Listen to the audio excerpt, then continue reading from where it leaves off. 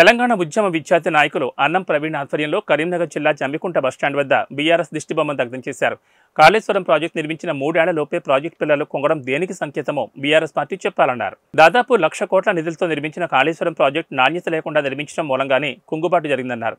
BRS మేడిగడ్డలో ముక్కు నేలకు రాసి కేటీఆర్ తెలంగాణ ప్రజలకు క్షమాపణ చెప్పాలన్నారు. బీఆర్ఎస్ 10 ఏళ్ల పాలనలో అనాలోచిత నిర్ణయాలతో అత్యధిక అప్పులు చేసి కేసీఆర్ తన ఇష్టారాజ్యంగా తెలంగాణ ప్రాంతానికి ఒక రాజుగా బాధ్యతారహితంగా వ్యవహరించి ప్రజాధనాన్ని దుర్వినియోగం చేశారన్నారు.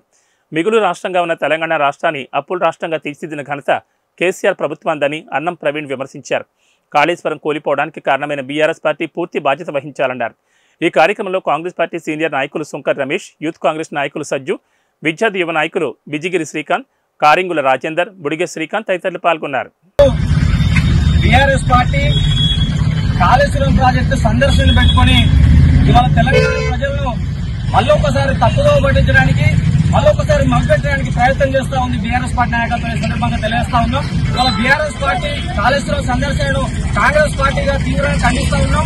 తెలంగాణ ఉద్యమకారులుగా, కాస్ట్ యూనివర్సిటీ లా కళాశాల విద్యార్థులుగా ఇవాళ తీవ్రంగా ఖండిస్తా ఉన్నాం. ఈ సందర్భంగా తెలియజేస్తా ఉన్నాం. ఇవాళ 10 ఏళ్లలో ఒక నియంతలాగా తయారై కేసీఆర్ గారి నాయకత్వంలో కేసీఆర్ గారి పార్టీ బీఆర్ఎస్ పార్టీ ఇవాళ ఆర్థిక విధ్వంసం సృష్టించిందని కూడా ఈ సందర్భంగా తెలియజేస్తా ఉన్నాం. ఇవాళ కాళేశ్వరం ప్రాజెక్టు పేరు మీద 1,00,000 కోట్లకు పైగా ఖర్చు చేసి ఇవాళ ఆ నిధులన్నిటి కూడా ఇవాళ మరి గంగపాలు చేసిందని కూడా ఈ సందర్భంగా తెలియజేస్తా ఉన్నాం. మరి ఆ రోజు తెలంగాణ వచ్చిందంటే నీళ్లు, నిధులు, నియామకాల అవసరమే తెలంగాణ వచ్చింది. మరి తెలంగాణ ప్రజలు నమ్మి కేసీఆర్ గారికి అవకాశం ఇస్తే మరి నీళ్ల కుంభకోణం చేసిండు, నిధుల కుంభకోణం చేసిండు, నియామకాల కుంభకోణం చేసి ఇవాళ యావత్ తెలంగాణ ప్రజానీకాన్నంతా కూడా ఇవాళ మరి దోపిడీ చేసి ఇవాళ అనేక అన్యాయాలకు గురి చేసినటువంటి నాయకుడు కేసీఆర్ గారు పార్టీ బీఆర్ఎస్ పార్టీ సందర్భంగా తెలియజేస్తా ఉన్నాం. ఇవాళ తెలంగాణ ఉద్యమకారులుగా బీఆర్ఎస్ పార్టీ చేష్టలను ఇవాళ వాళ్ళు వ్యవహరిస్తున్న తీరును తీవ్రంగా ఖండిస్తా ఉన్నాం.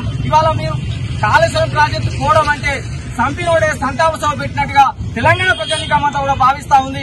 మీరు ఇప్పటికైనా ఒక మంచి పని చేసిన కాళేశ్వరం ప్రాజెక్టు పోయి అక్కడ మీరు కాళేశ్వరం ప్రాజెక్టుకు మేడిగడ్డలు మీ ముక్కు భూమికి రాకి తెలంగాణ ప్రజలకు క్షమాపణ చెప్పాల్సినటువంటి నైతిక బాధ్యత బీఆర్ఎస్ పార్టీ నాయకత్వం మీద ఉంది.